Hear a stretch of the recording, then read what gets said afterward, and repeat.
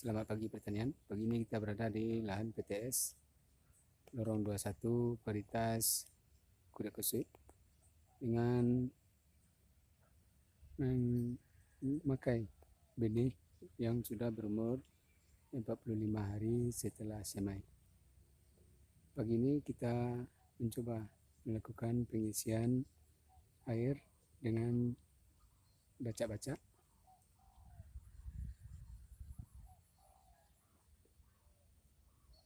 Kebetulan pagi ini kita sampai di lahan, ternyata di saluran irigasi masih ada air mengalir walaupun kecil, tapi tetap kita masukkan ke dalam lahan PTS. Nah, pagi ini kita melakukan penanaman dari kelebihan benih dari 2 ekar yang kita persiapkan untuk pelaksanaan tambah tanam PTS Lorong 21 pada lahan ini. Nah, untuk penyisipan ini kita lakukan dengan jarang di antara rumpun kosong, barisan kosong.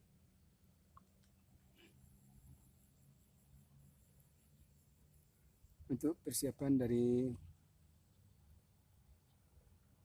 rumpun penyulaman, kita telah terlebih dahulu mempersiapkannya di bagian tepi pematang, mana barisan pinggir pematang kita beri tanaman rumpun sisipan. Bakal kita pindahkan nanti kalau ada yang mungkin dimakan keong atau gugur. Jadi kelebihan dari benih tersebut yang kita tanam itu yang akan lebih dulu kita gunakan untuk penyulaman, karena kalau tidak itu yang kita dahulukan, dia akan bisa mengganggu dari barisan kosong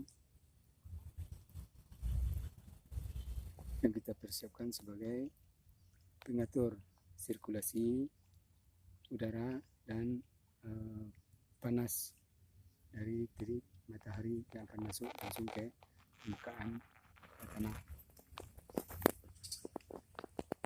Nah, untuk lahan yang di dekat pintu air masuk dari saluran irigasi memang bisa dalam keadaan cukup basah dibanding dengan bagian lahan yang cukup jauh dari sumber air masuk. Nah, pada lahan yang jarang kena air ini memang benih-benih dari gulma sudah mulai tumbuh, dan pengairan seperti ini akan kita lakukan lebih kurang 2 minggu ke depan. Nah, tentu dalam 2 minggu benih-benih dari gulma ini kan sudah tampak mulai besar. Sementara untuk pemupukan dari PTS ini akan kita laksanakan pada umur 10 hari setelah tanam, dan pemupukannya akan kita lakukan dengan cara dicacah. Itu akan kita antarkan jatah pupuk rumpun ke rumpun tanam. Nah, bisa kita lihat ini adalah tanah yang baru saja mendapatkan siraman air dari saluran irigasi. Tampak jelas bahwasanya bakal banyak dari bibit gulma yang akan tumbuh subur.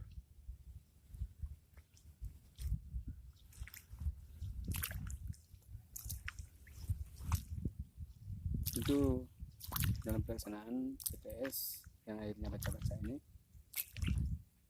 ada di antara kita yang mempertanyakan apakah ini lahan disemprotkan racun keong. Untuk lahan ini kita tidak menggunakan racun keong sama sekali. Nah, dapat kita lihat ini keong yang beraktivitas di dalam lahan yang baru saja kita kasih air. Dia akan langsung jalan berangkat menuju untuk memakan dari bibit-bibit gulma yang baru saja tumbuh.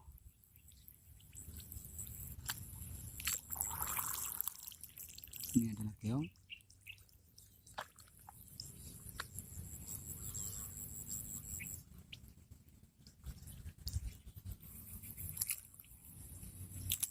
Ini dia yang berada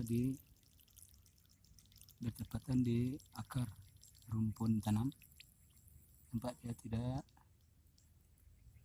melakukan aktivitas memakan benih, tapi dia baru saja bangun dari tidurnya setelah beberapa hari ini tidak ada air yang menggenangi lahan PTS. Boleh kita bantu untuk mengangkatnya. Nah,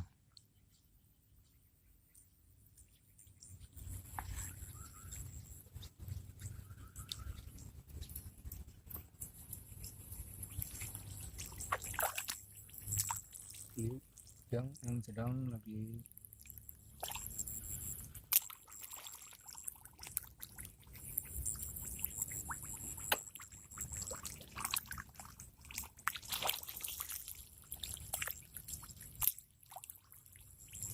Pak. Ini adalah keong.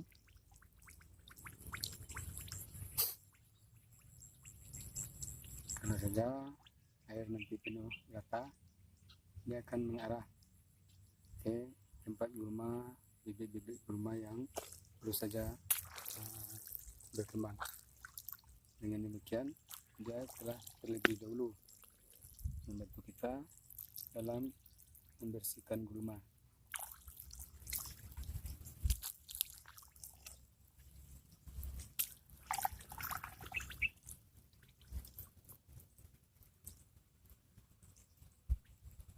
Sekali lagi, video pagi ini akan kita hubungkan dengan cara pelaksanaan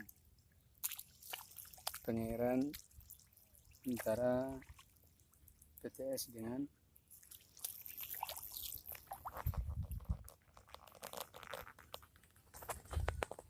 konvensional. Nah, di samping lahan PTS ini dapat kita lihat langsung